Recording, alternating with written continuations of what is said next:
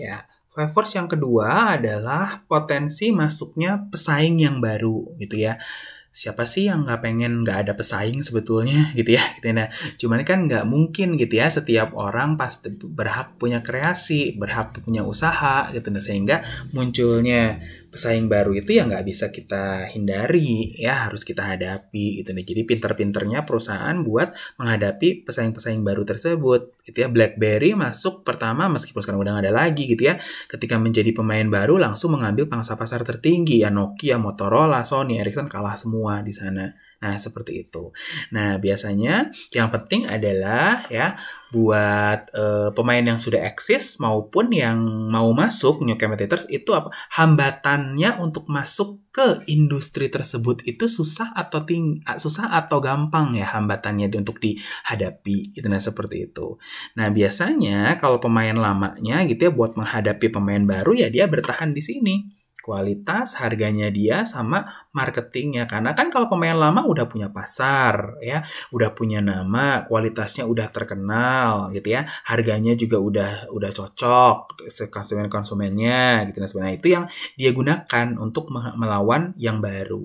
Nah, seperti itu. Nah, kapan sih? Nah, ini biasanya common barriers ya. Jadi hambatannya untuk masuk tuh apa aja biasanya? Ya, untuk misalnya pemain mau masuk nih labirin-labirin ini hambatannya apa? Gitu ya. Ya, kalau consumer di industri tersebut sudah loyal ya, sudah loyal dengan produk-produk tertentu, kemudian mau masuk situ tuh modal ini dalam arti modal uang ya. Modal uangnya itu butuh gede banget. Nah, kemudian setelah masuk ke situ juga nanti si perusahaan tuh harus punya distribusi channel yang mandiri. Nah, terus belum lagi peraturan-peraturannya gitu ya.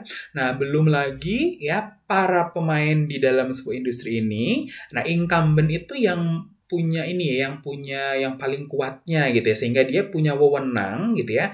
Wewenang dalam arti punya kekuatan gitu ya untuk membuat inisiatif-inisiatif, inovasi-inovasi lain yang sangat hebat gitu ya, sangat hebat sehingga pemain baru itu susah masuk. Nah, itu. Biasanya kalau incumbent seperti itu, ya kayak Aqua gitu, itu Aqua tuh bisa banget gitu bikin penghalang-penghalang dulu ya. Sekarang sih udah enggak gitu, nah seperti itu. Nah, kapan sih pemain itu gampang masuk gitu ya nih kapan sih gitu ya si pemain itu gampang masuk ininya gitu ya, makanya di sini kapan si entry ininya tuh is stronger gitu ya, kapan ancaman dari pendatang baru itu kuat. Nah, artinya pendatang baru itu mudah masuk ya, mudah masuk jadi gampang masuk. Nah, kalau memang ada poolnya, ada lahannya buat dia masuk ya, itu ya dia akan menjadi kuat di sana. Kemudian kalau hambatannya mudah, ya jadi peraturannya gampang ya, misalnya bikin peraturan mudah diikuti, bikin distribusi channelnya gampang, terus incumbent-nya juga nggak punya inisiatif apa-apa, customer di industri itu tidak punya brand preference ya, nggak punya loyal ya, itu gampang tuh masuk tuh di situ. Ya, gampang masuk di sana gitu ya. Misalnya kita mau memilih makan siang di kantin gitu ya. Kalau kita lihat kantin itu kan biasanya kan bentuknya food court gitu ya. Food courtnya semuanya juga rame aja gitu. Nah, seperti itu berarti ya tidak gampang gitu ya buat dimasukin pendatang baru gitu. Nah, seperti itu ya. Nah, kemudian nah ini industrinya pertumbuhan industrinya itu cepat. Ini bukan market ya, tapi industrinya. Pertumbuhan industrinya cepat, nah sehingga profitnya itu mudah untuk dihasilkan, sangat berpotensi, gitu, seperti itu. Ya dulu industri travel ya Bandung Jakarta itu sangat menarik nih sehingga semuanya masuk ke sana. Nah, sekarang dengan adanya tol-tol yang lain tuh, tol-tol dalam kota lagi.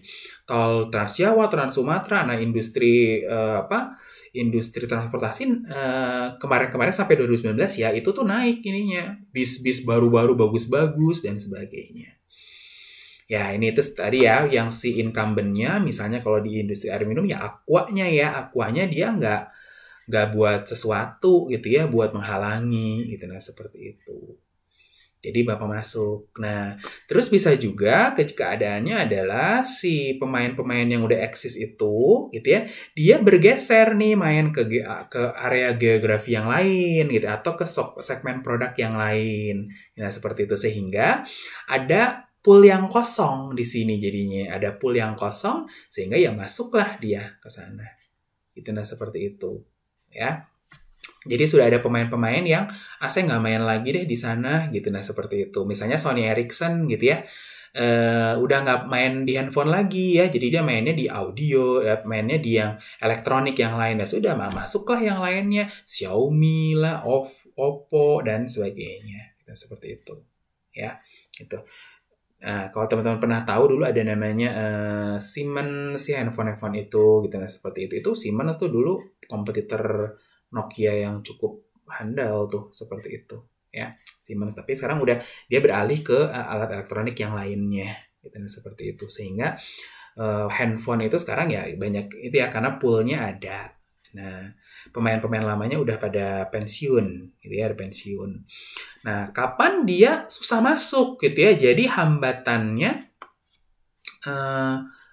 ini ya hambatannya jadi lemah bagi si yang mau masuk gitu ya. Jadi mau masuk tuh susah gitu. Jadi kalau ya memang ini nggak banyak gitu ya ininya ladangnya. Jadi beberapa tahun lalu handphone itu nggak kayak sekarang ya. Beberapa tahun lalu handphone tuh udah cuma Nokia, Motorola, Ericsson gitu ya.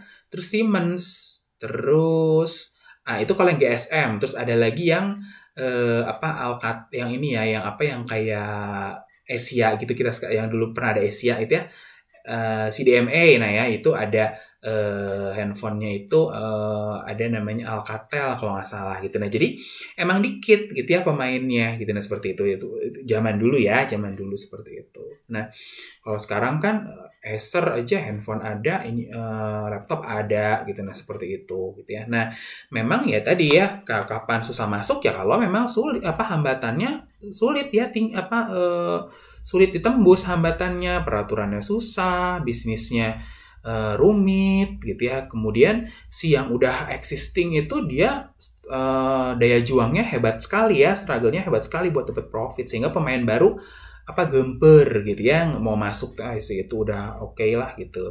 Atau bisa juga industrinya itu sangat beresiko seperti tambang ya, seperti tambang khususnya batu bara. Kalau gas mungkin sekarang punya prospek yang tinggi banget, tapi batu bara itu sangat beresiko sekarang gitu ya. Penggunaan batu baranya, coal-nya itu agak sulit buat mau jadiin produk apa dulu karena kereta api ya gitu. Nah sekarang kan udah ada kereta listrik dan nggak tahu sih sekarang kereta mainnya pakai apa sih bahan bakarnya gitu ya, seperti itu sehingga industrinya slow atau bahkan stagnan. Jadi udah nggak berkembang ininya udah kurang laku, misalnya kayak kaset gitu ya, CD. Nah kalau kaset saya yakin kamu udah nggak pernah punya, tapi mungkin kalau CD itu kan mungkin udah masih lihat ya.